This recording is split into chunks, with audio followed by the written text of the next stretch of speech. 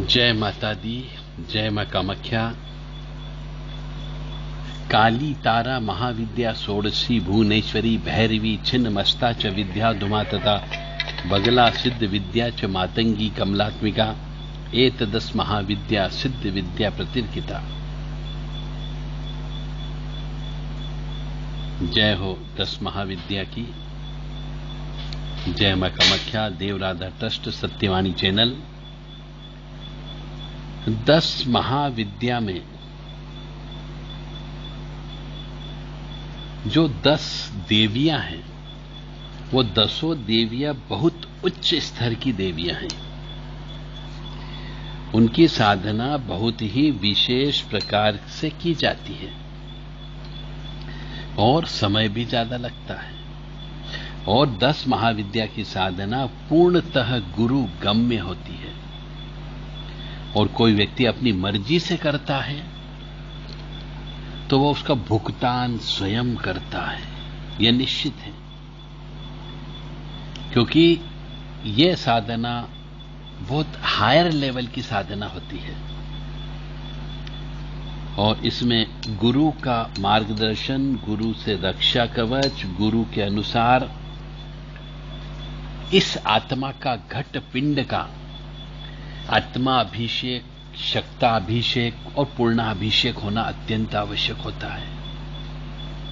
और ये महाविद्या की जितनी भी साधना है, यह सब साधना शमशानी साधना होती है, शमशान में की जाती है। और शमशान में भी रात को की जाती है। इन साधनाओं में शराब का प्रयोग होता है, मांस का प्रयोग होता है, शमशान की चिता की अग्नि का प्रयोग होता है। और जो इन तीनों चीजों का प्रयोग नहीं करता, उसको यह साधना सिद्ध नहीं हो सकती। वो पागल हो सकता है यदि उसने प्रयास किया तो। इसी प्रकार से आज हम आपको बताने जा रहे हैं मां धूमावती के बारे में। ऐसा कहा जाता है कि धूमावती विधवा देवी है। जितनी भी देवियां हैं, उन सब देवियों में एकमात्र ये एक ऐसी देवी है जो वृद्धा रूप में भी है, फटे पुराने कपड़े हैं और जर्जर उनका शरीर हो रहा है। वह एक रथ पर आरूढ़ है और कौवा उनके रथ को खींचता है। ऐसा उनको चित्र बताया गया है। और सूपड़ा उनके हाथ में होता है, सूपा जिसको बोला जाता है, जिससे वो अपने शत्रुओं का नाश करती है, अपने भक्तों के शत्रुओं को दूर करती है, उछाल के फेंक देती है। धूम धूम धूमावती ठ ठ, धूम धूम धूमावती ठ ठ, धूम धूम धूमावती ठ ठ, ये इनका मंत्र है। और इनका जब मंत्र बोला जाता है तो ओम शब्द का प्रयोग नहीं होता है। तो जो भी मां धूमावती की साधना कर रहा हो या करने की इच्छा रखता हो तो बहुत ही सोच समझ करके करना। और मां धूमावती का अनुष्ठान ये भी कोई व्यक्ति कराता है तो जिस मनुष्य के माध्यम से करा रहे हैं, जो शास्त्री है या जो तांत्रिक है, वह अनुभवी व्यक्ति होना चाहिए। अन्यथा मां धूमावती के क्रोध से कोई बच नहीं सकता। बहुत से मनुष्य मुझे कहते करे वो तो मां है, बगलामुखी भी मां है, काली मां है, तारा मां है, वो अपने बच्चों को क्यों दुख देगी? पर ऐसा नहीं है। ये तांत्रिक साधनाओं में मां बेटे का रिश्ता तो होता ही होता है, परंतु गलती करने पर मां सजा अवश्य देती है। तो इनकी माता जी को प्रसन्न करने के लिए, मां धूमावती को प्रसन्न करने के लिए सूपा उनको भेंट किया जाता है, गुड़, चने, मीट, अंडा, मछली के साथ में। और यह सब सामान जो है शमशान में रखना पड़ता है।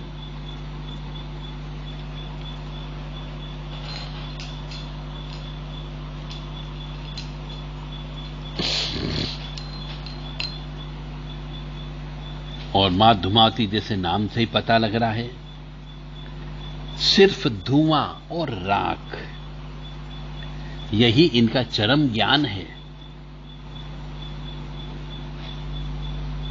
सिर्फ धुआं जो कि निराकार है। धुआं जब भी निकलता है उसका कोई आकार नहीं होता है, अलग अलग आकार में एक जगह से धुआं उड़ता रहता है, निकलता रहता है, उसका कोई आकार नहीं होता है, निराकार है। न सूरज है, न चांद है, न सितारे हैं, सिर्फ धुआं ही धुआं है और राख ही राख है। वही चरम ज्ञान है, निराकार है, न अच्छा है न बुरा है, न शुद्ध है न अशुद्ध है, न शुभ है न अशुभ है। धुएं के रूप में अकेली मां धूमावती है, वे अकेली रह जाती है। इसलिए बहुत कम मनुष्य जो कम ज्ञान रखते हैं मां धूमावती के बारे में, उन्हें लोग अशुभ बताते हैं, जबकि वो अशुभ नहीं है। 10 महाविद्या में उनका नाम है, वो सबसे बड़ी है।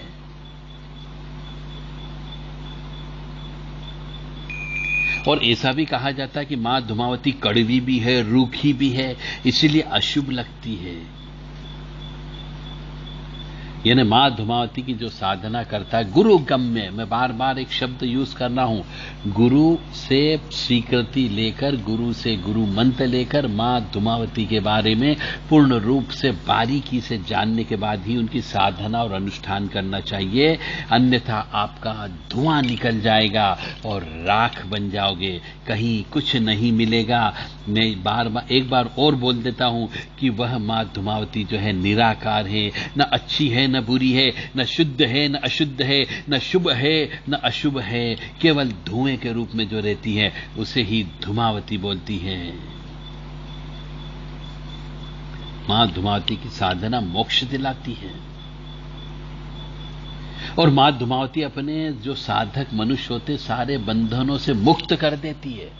अब यहां पे बंधनों से मुक्त करने का मतलब हो गया, यदि कोई पुरुष है मां धूमावती की साधना करता है तो बंधन का मुक्ति का मतलब हो गया घर बार छुड़वा सकती है, पत्नी बच्चे छुड़वा सकती है, माता पिता छुड़वा सकती है, नाते रिश्तेदारों से दूर होना पड़ सकता है और आपको साधु सन्यासी का जीवन व्यतीत करना पड़ सकता है। एकांत आपको बहुत अच्छा प्रिय लगने लगेगा, सांसारिक मोह माया से आपको विरक्ति आ जाएगी। इसीलिए कहते हैं कि परिवार वाले को 10 महाविद्या की साधना नहीं करनी चाहिए। काली, तारा, महाविद्या, षोडशी, भुवनेश्वरी, भैरवी, छिन्नमस्ता, धूमावती, बगला, सिद्ध, मातंगी, कमलात्मिका, ये 10 महाविद्या जो है आपको माया से विरक्ति दिलाती, क्योंकि उच्च स्तर की साधना है और उच्च स्तर की साधना के लिए इस आत्मा को और शरीर को भी उच्च बनाना होगा। यानी ये 10 हमारे जो विकार होते हैं, काम, क्रोध, लोभ, मोह, मद, मत्सर, ईर्ष्या, तृष्णा, राग, द्वेष, इनको मारना पड़ता है, इनसे दूर रहना पड़ता है, इनसे विरक्ति आना पड़ती है। विरक्ति के भाव आपके शरीर में जगना पड़ेंगे, उन तभी साधकों के मन में एकांतवास में रहने की इच्छा जागृत हो जाती है। बस यहीं से आध्यात्म की खोज प्रारंभ हो जाती है। तो इसलिए जो मनुष्य मां धूमावती की साधना करता हो वो ये ज्ञान रख ले, यह सोच ले कि उनके जीवन में अब घर, परिवार, संसार कुछ नहीं होता है, वो ही करे। और यदि अपने घर को, परिवार को बर्बाद करना चाहते हो तो मां धूमावती की साधना कर लेना।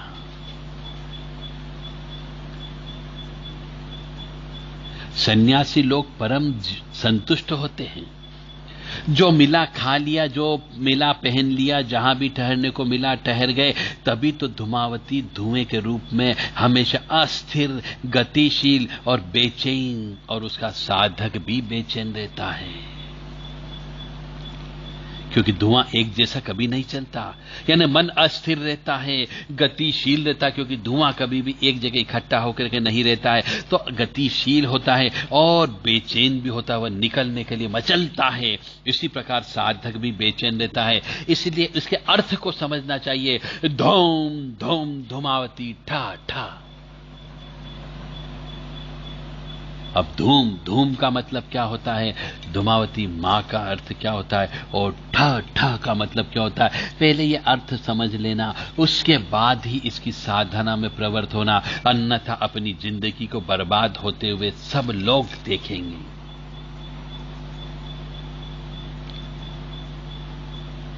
कुछ लोग मां धूमावती को अशुभ मानते हैं। क्यों अशुभ है? जिसकी इच्छा है वही तो साधना करेगा।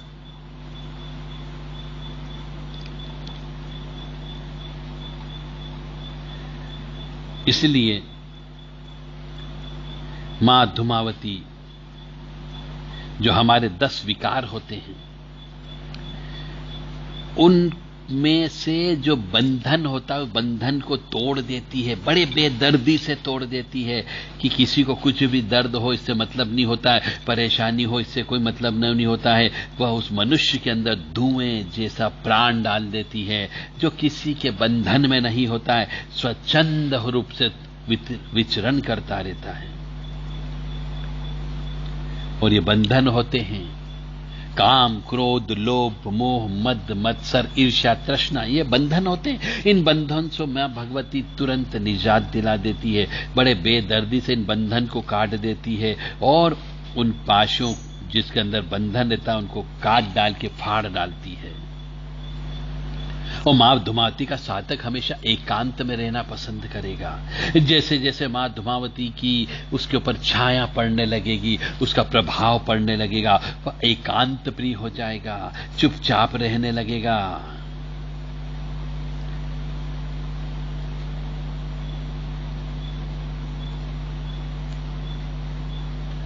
और मैं भी कहता हूं, मां धूमावती की साधना विवाहित स्त्री पुरुष को नहीं करनी चाहिए, और विवाहित स्त्री को तो उनका नाम भी नहीं लेना चाहिए और हवन भी नहीं करना चाहिए, ऐसा शास्त्र कहता है।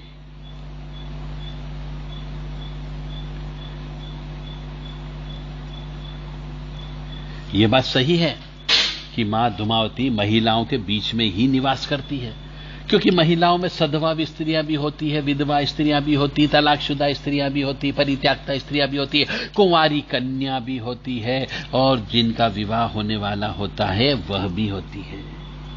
तो महिलाओं के बीच में तो निवास करती, क्योंकि कोई भी महिला ऐसी नहीं है जो विधवा नहीं हुई हो।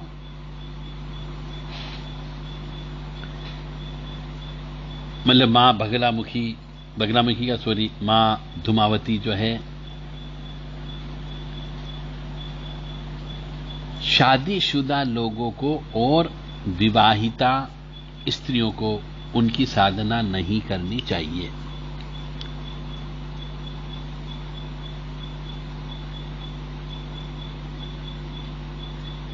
जो मां धूमावती का चित्रण जो आदि अनादिकाल से चला आ रहा है, हमारे ज्ञानी पुरुषों ने, ज्ञानी जन, विद्वान जनों ने, ऋषि मुनियों ने मां धूमावती का जो चित्रण प्रस्तुत किया है, उस चित्रण के अनुसार उन्हें एक रथ प्रदान किया गया है।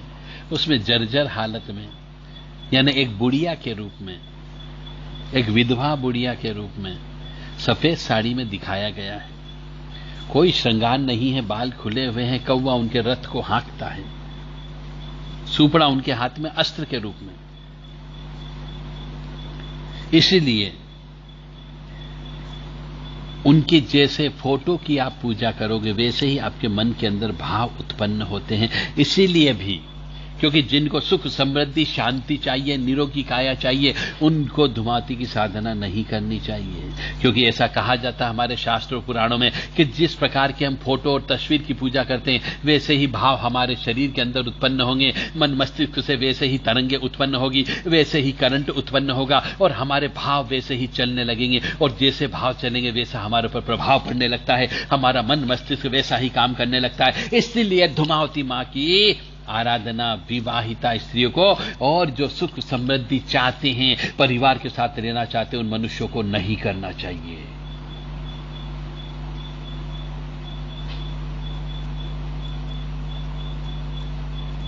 और जो मनुष्य ऐसा करवाते हैं वो अपने धर्म का पालन करते हैं, परंतु मेरे ज्ञान और मतानुसार और शास्त्रों के अनुसार मां धूमावती की साधना सधवा स्त्रियों को, विवाहिता स्त्रियों को और परिवार वाले पुरुषों को नहीं करना चाहिए। अब मां धूमावती के बारे में कहानी भी प्रचलित है। उस कहानी में बताया गया कि जब सती ने पिता के यज्ञ में स्वेच्छा से स्वयं को जलाकर भस्म कर दिया तो उनके जलते हुए शरीर से जो धुआं निकला उससे धूमावती मां का जन्म हुआ। इसलिए वह हमेशा उदास रहती है। यानी आप यदि धूमावती मां की सेवा करोगे, साधना करोगे तो आप भी उदास रहने लगोगे।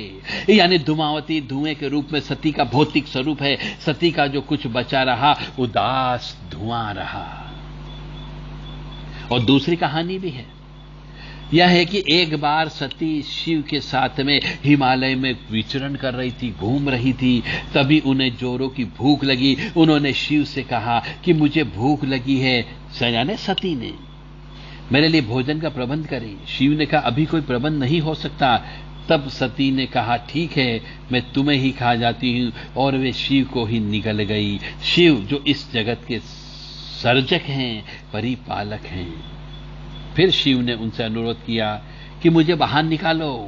तो उन्होंने उगलकर उन्हें बाहर निकाल दिया। निकलने के बाद शिव ने उन्हें शाप दिया कि अभी से तुम विधवा रूप में रहोगी। तभी से वे विधवा हैं, अभिशप्त हैं और परित्यक्त हैं। यानी परित्याग स्त्री भी धूमावती मां का नाम ले सकती है, परंतु उसे उदास रहना होगा। भूख लगना और पति को निगल जाना सांकेतिक है, यानी वास्तविक रूप से नहीं, पर संकेत है कि यह इंसान की कामनाओं का प्रतीक है जो कभी खत्म नहीं होती है और इसलिए वह हमेशा असंतुष्ट रहता है। मां धूमावती उन कामनाओं को खा जाने यानी नष्ट करने की ओर इशारा करती है।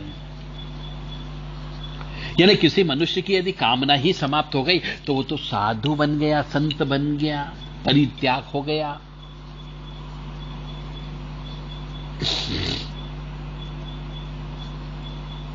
अब कहानी का ट्विस्ट देखिए कि पहले तो वह शिव को खा जाती है, यानी आत्मरक्षा के लिए वह किसी भी हद तक जा सकती है, क्योंकि भूख लगी थी उन्हें और इतनी क्षुधा शांत करने के लिए शिव को निगल गई थी। यानी आत्मरक्षा, अपने शरीर की रक्षा के लिए वे किसी भी हद तक जा सकती है। लेकिन दूसरी ओर शिव का श्राप भी सहर्ष स्वीकार कर लेती है।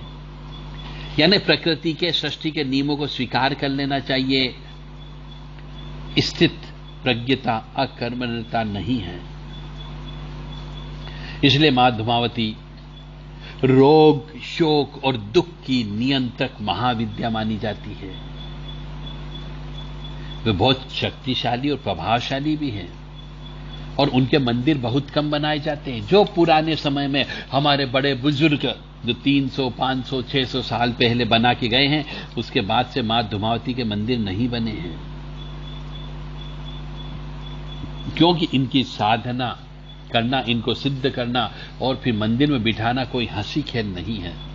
और चूंकि इनकी पूजा स्त्रियां नहीं कर सकती और जो उनकी जैसी पूजा करेगा वैसे ही फल की प्राप्ति होती, इसलिए इनका मंदिर नहीं बनाए जाते हैं। बनारस के धूमावती मंदिर में लोगों का तांता लगा रहता है।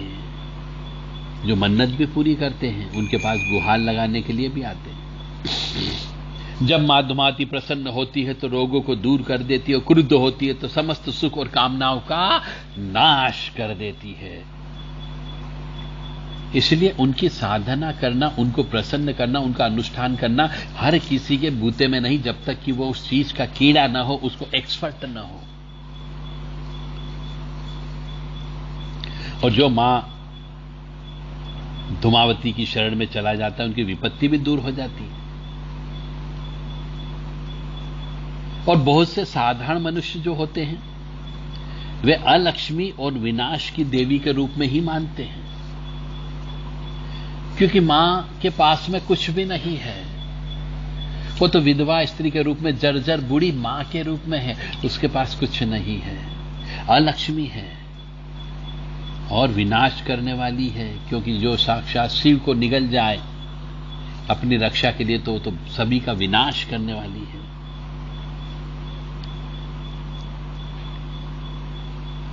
तो मां को वृद्ध क्यों बनाया गया? यानी वो वृद्ध दादी या नानी मां का परिवेश उन्हीं वात्सलता से युक्त रहता है।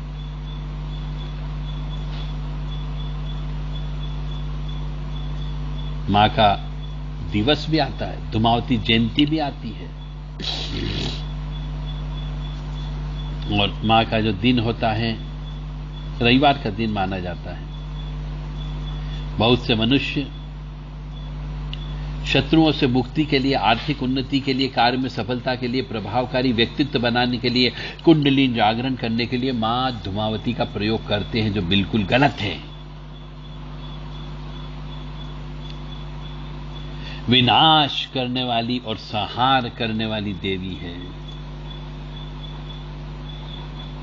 इनकी साधना, पूजन, अर्चन रात को 10 बजे के बाद ही करना चाहिए, दिन में नहीं करना चाहिए।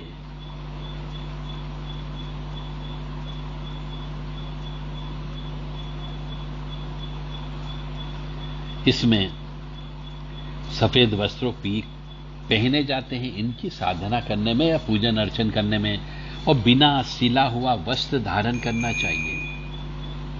स्नान करके शरीर को पोंछना नहीं चाहिए, सिर्फ गीला कपड़ा, बिना सिला हुआ कपड़ा पहन करके आपको इनकी पूजा पाठ करना चाहिए।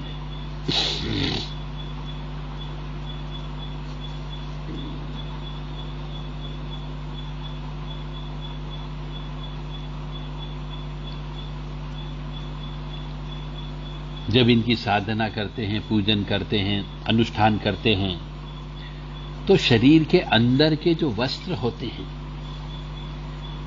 यानी कि बनियान, अंडरवियर, ये अंतर वस्त्र का प्रयोग नहीं करना चाहिए। साधक और साधिका दोनों के लिए यही नियम लागू होता है। महिला ऊपर साड़ी के रंग का ही ब्लाउज पहन सकती है। आसन भी सफेद होता है, इनकी दिशा दक्षिण दिशा होती है। गुरु का पूजन करना अनिवार्य होता है, बिना गुरु के इनकी साधना नहीं होती है। वह गणपति पूजन के बाद में एक इनका अलग से स्थान बनाया जाता है, जो लोहे का पटा हो सकता है, स्टील का हो सकता है, उसमें काजल से या कोयले से धूम शब्द बना करके उसके ऊपर एक सुपारी स्थापित करके उनकी पूजन अर्चन करना चाहिए।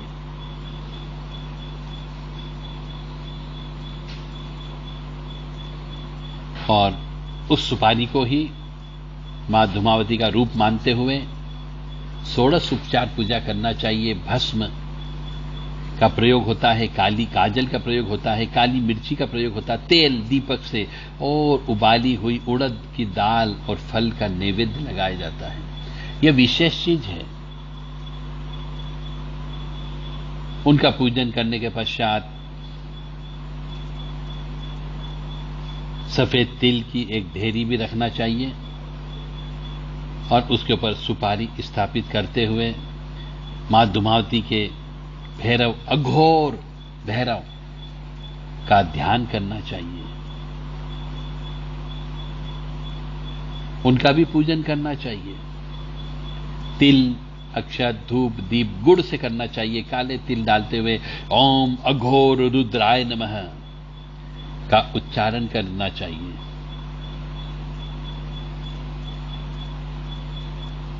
फिर हाथ में जल लेकर के दाहिने हाथ से 5 बार उच्चारण करते हुए पूरे शरीर पर जल छिड़कना चाहिए।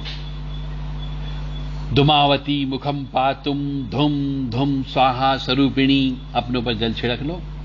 ललाटे विजया पातु मालिनी नित्य सुंदरी, अपने ऊपर फिर जल छिड़कना है। कल्याणी हृदय पातु हसरीम नाभि देश के, फिर का जल छिड़कना है। सर्वांग पातु देवेशी निष्कला भगमालिना, सुपुण्यम कवचम देव्यम यह पठेत भक्ति संयुक्तम, सौभाग्य मयतम प्राप्यम जायते देवी तुरम यतो। इसके बाद जिस थाली में मां धुमावती की स्थापना की, सुपारी के ऊपर अक्षत, काली मिर्च मिला करके जो मंत्र है उस मंत्र की 11 बार आवृत्ति करना चाहिए।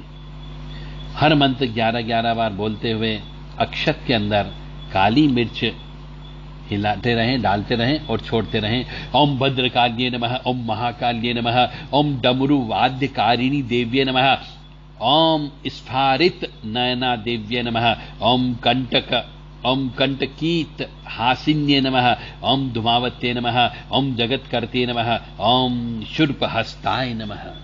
ये मां धूमावती के नाम है। प्रत्येक नाम को 11-11 बार आपको बोलना है और वहां पर छोड़ना है। और रुद्राक्ष की माला से इनका जप करना चाहिए। 51 यानी 21 माला, 51 माला, 125 माला का जप करें और मिट्टी या लोहे के हवन कुंड में लकड़ी जला करके 108 बार घी व काली मिर्च के द्वारा आहुति देना चाहिए। मतलब मां धूमावती को काली मिर्च की आहुति बड़ी पसंद होती है। तो जब आहुति के दौरान ही आपको आपके आसपास एक बहुत ही तीव्रता का अनुभव होगा। आप उनको देख नहीं सकते क्योंकि धूमावती यानी धुएं के रूप में है, परंतु अनुभव आप अवश्य कर सकते हो। और पूजन हवन करने के बाद, पूर्ण आहुति करने के बाद में स्नान करके ही सोना चाहिए। और दूसरे दिन सुबह जो भी सामान आपको दिख रहा है पटे के ऊपर बिछे हुए वस्त्र में, उन सबको विसर्जन कर देना चाहिए। और जप किए हुए माला जो रहती है उसे कम से कम 24 घंटे तक नमक मिला करके जल में डुबो करके रखें। फिर साफ जल से धोकर उनका पूजन कर अन्य कार्यों में प्रयोग करें। ऐसा क्यों बोला गया? ऐसा इसलिए बोला गया कि मां धूमावती बड़ी तीक्ष्ण देवी है और उनका जिस माला से एक बार जप कर लिया तो माला विसर्जन कर लेना चाहिए, या फिर उस माला को नमक के पानी में डुबो करके रख करके उसके बाद इसको शुद्ध स्वच्छ करके वापस प्राण प्रतिष्ठा करके उस माला का प्रयोग कर सकते हैं। इसी से आप पता लगा सकते हो कि मां धूमावती की साधना में कितनी तीक्ष्णता होती है और हर कोई मनुष्य इसको नहीं कर सकता है, और जो करता उसका कई बार गलती होने पर धुआं निकल जाता है, यानी वो बर्बाद हो जाता है।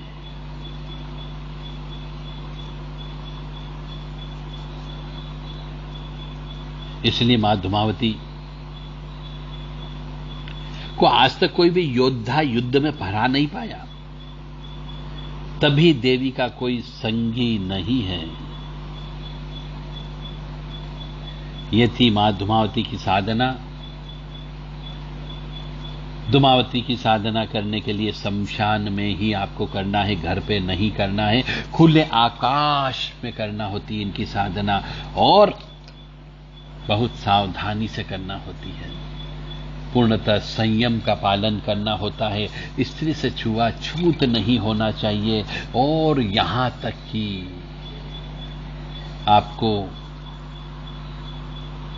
अग्नि का पका हुआ भोजन भी नहीं करना चाहिए। अब शायद आप समझ गए होंगे कि मां धूमावती की साधना क्यों नहीं करनी चाहिए, और करते हैं तो किन किन बातों का ध्यान रखना चाहिए। अन्यथा बहुत से अनाड़ी साधक जिनका गुरु नहीं है और जिनने अनाड़ी व्यक्तियों को गुरु बना रखा है, वो पागल हो सकते हैं और अपनी जिंदगी को सुखमय बनाने के बजाय दुखमय बना सकते हैं। अब आपकी इच्छा। मैंने आपको वह ज्ञान दिया है जो ज्ञान आपको कहीं पर प्राप्त नहीं हो सकता, और हो सकता तो इतना स्पष्ट तौर से स्पष्टीकरण के साथ में प्रस्तुत किया है।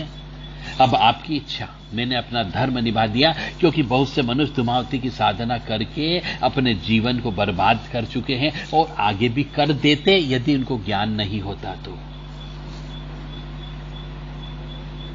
इसलिए मेरा सभी साधकों से निवेदन है, जो देवी प्रेमी हैं, जो जिनने देवी को इष्ट बनाया हुआ है, मां धूमावती के बारे में पहले अच्छे से जान लें, पढ़ लें, समझ लें, उनकी क्रियाकलाप को समझ लें। उसके बाद में ही उनकी साधना में प्रवृत्त होना चाहिए, उनके अनुष्ठान में शामिल होना चाहिए और अनुष्ठान करना चाहिए। अन्यथा आप अपने इस सुखमय आनंदमय जीवन को कांटों वाला बना सकते हो, और फिर उसको कोई भी तांत्रिक अघोरी, ओघड़, फोपा, जोपा, पंडा, पुजारी, किसी की ताकत नहीं जो उस श्राप को आपके शरीर से हटा के आपको सुखी रख सके। दुम दुम दुमावती ठ ठ, दुम दुम दुमावती ठ ठ, दुम दुम दुमावती ठ ठ, दुम दुम दुमावती ठ ठ, दुम दुम दुमावती ठ ठ स्वाहा, दुम दुम दुमावती ठ ठ स्वाहा, दुम दुम दुमावती ठ ठ स्वाहा, दुम दुम दुमावती ठ ठ स्वाहा।